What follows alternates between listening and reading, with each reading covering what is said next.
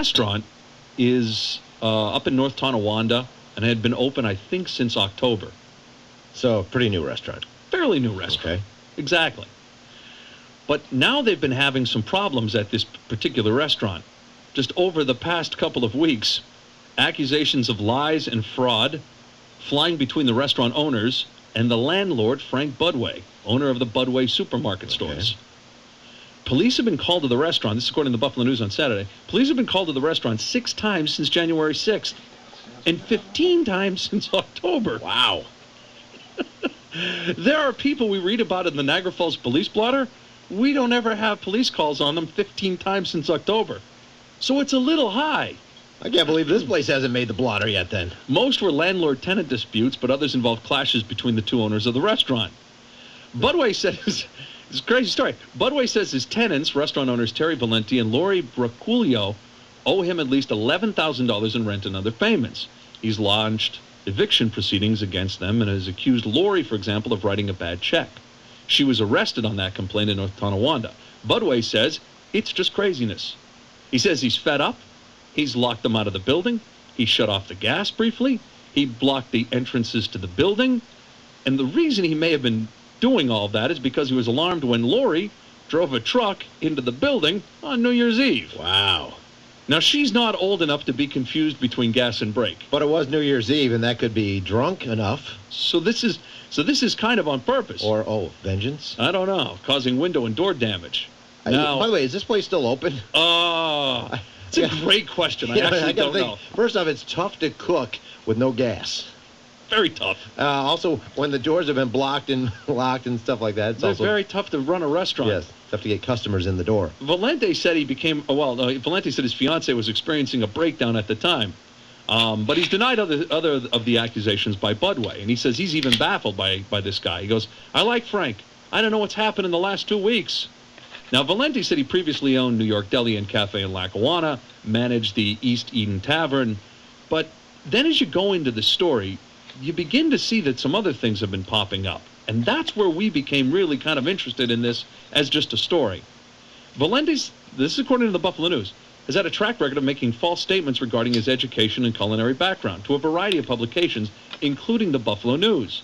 He falsely acclaimed to a news restaurant critic, in this particular case, that would be the restaurant critic that they always have, Janice Oken, reviewing that he appeared on the Iron Chef television show with Bobby Flay in 2003, kicked Bobby Flay's ass, and won in the Parsnip Challenge. All right, that right there would alert me that I should take a look and just to make sure this guy actually beat Bobby Flay, because he doesn't lose very often. No, Bobby Flay's a pretty talented chef.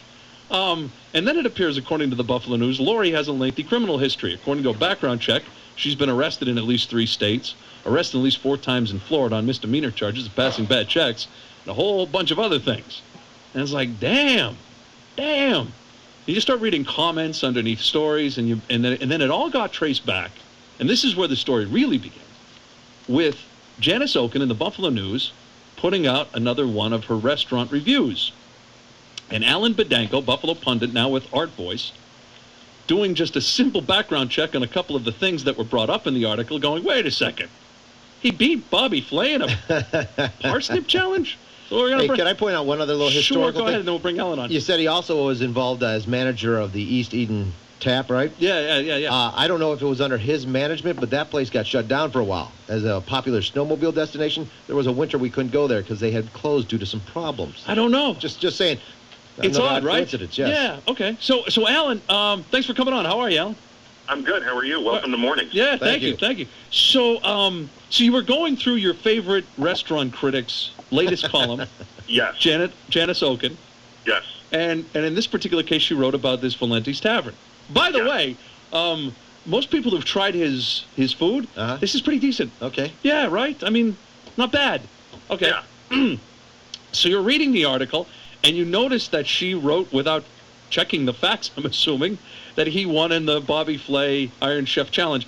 What did that suggest to you?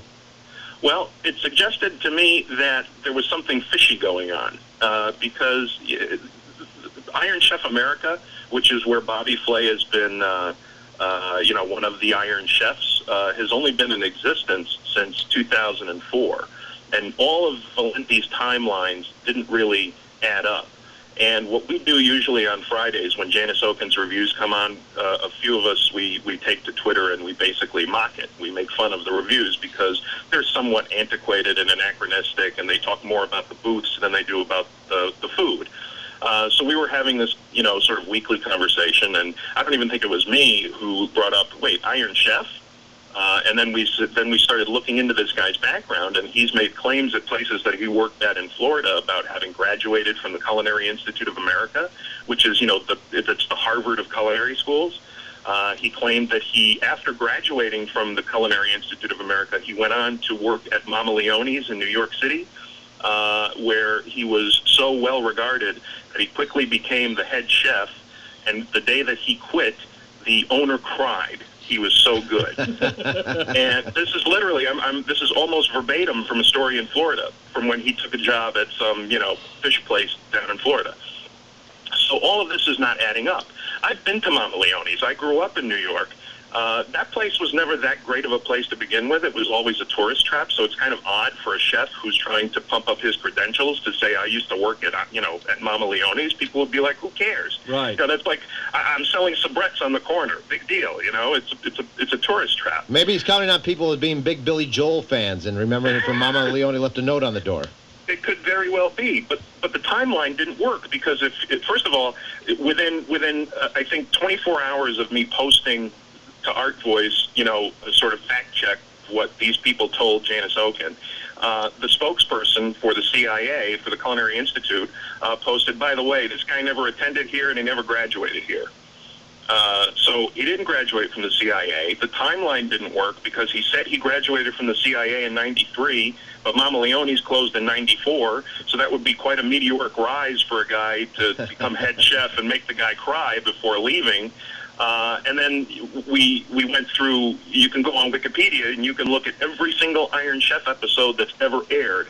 And I looked not only for Iron Chef America, but there was a brief Iron Chef USA that was hosted by William Shatner, and there was also Iron Chef Japan. I looked through all of them. This guy doesn't appear. There was never a Battle Parsnips, which is supposedly what he won. That was the best line in the Oken review, was that the wife said to Janice, it was the parsnips that did it, that made this guy win. Now, think about it. Yes. If the battle was Battle Parsnips, Right. every dish had parsnips in it. So, of course, the parsnips would have done it. Right. That would have been the signature ingredient. It's just the whole thing was so... That's what you're saying. In other words, it's when he realized that he had to put parsnips in everything that sold the show. That sold the show, and he made parsnip mango ice cream. Have you ever heard of something more disgusting sounding than mango parsnip ice cream? And that's supposedly the dish, according to the Oken review, that propelled this guy to victory against Bobby Flay, who's one of the most renowned celebrity chefs in America. And meanwhile, here's this guy, and he's opening up a red sauce joint in North Tonawanda from a guy he can't pay the rent to. He's got so many liens against him and such bad credit, he can't even get an account with a respectable purveyor in town like Tarantino or Gercio's or Cisco, that he's buying his supplies from Budway across the way, the guy who's trying to lock him out. The whole thing has just reached comical proportions. I've never, ever seen anything like this. And in 8 years of doing a blog, I've never had a post go up over 600 comments, and we're up to 645. With us is Alan Bedenko, Buffalo Pundit, and now with Art Voice, it's the Shred and Reagan Show. It's 8 o'clock at WADG Buffalo. And what we're talking about is what started off, I guess, as a simple, stupid restaurant review from Janice Oken in the Buffalo News about this place called Valenti's in North Tonawanda. And some outrageous comments that she didn't fact check. Next thing you know, everybody's like, wait a second, hold on. They did a background check on him. And now it seemed to culminate anyway in Saturday's news article in the Buffalo News about how the cops have been called to the restaurant at least 15 times since October, and 6 times since January 6th. The owner and the owner of the restaurant, and then the guy who owns the building itself, they've been butting heads back and forth. The wife, the one who said it was the parsnips that did it, she seems to have decided to drive her truck into the building. Yeah. And so now Budway's got a serious problem on his hands, and he's got to get him out. I don't know. Do you know? Is the restaurant? This is Valenti's, I guess. Is the restaurant open? Yeah, the restaurant's supposedly open. I drove by there actually on Saturday, and I was considering going in and trying to interview them, and then I thought better of it because I was alone, and this guy likes to think that he's, a big shot Hell's Angels kind of guy, and I thought better of it and thought if I'm going to do it, I need a witness and a camera. And you had neither. Now, here's the thing that doesn't make sense. By all accounts, people who have tried his food, they say it's not that bad. So why would why would he have to lie about all this stuff? Well, that's exactly the point. I mean, think of all the mediocre red sauce joints that we have in Western New York that people just go to, out of habit, right? For lack of a better term. And it doesn't take much to throw some spaghetti in boiling water and throw some red sauce on it and serve it to people who just want to go out and have a good time. So you don't need to make these kind of outrageous claims about, I mean, why would an Iron Chef winner be hucking red sauce and meatballs in North Tonawanda instead of, being a chef at some Michelin-starred restaurant or opening up some kind of, avant-garde cuisine somewhere? I mean, the whole thing is preposterous. And you don't need to, I hate people who lie on their resumes. I've lost jobs to people who have lied on their resumes. I think it's one of the most despicable things a person can do. And that's why I think that this story has become so viral. I mean, I originally posted this on December 19th, so it's almost a month-old post, and people are still attracted to it.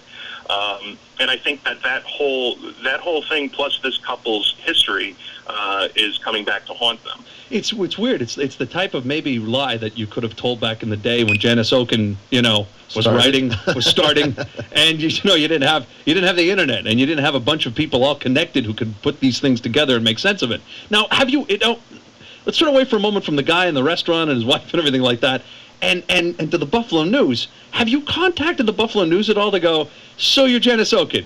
She phoning it in?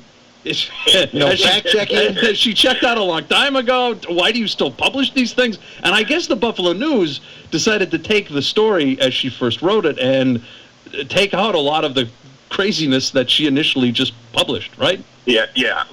Shortly after the original article appeared, if you go to the original Oken review that's online, it's now been sanitized of the lies that the Valentis told her, and apparently they actually hired a PR firm to issue a press release that had all of this false information on it.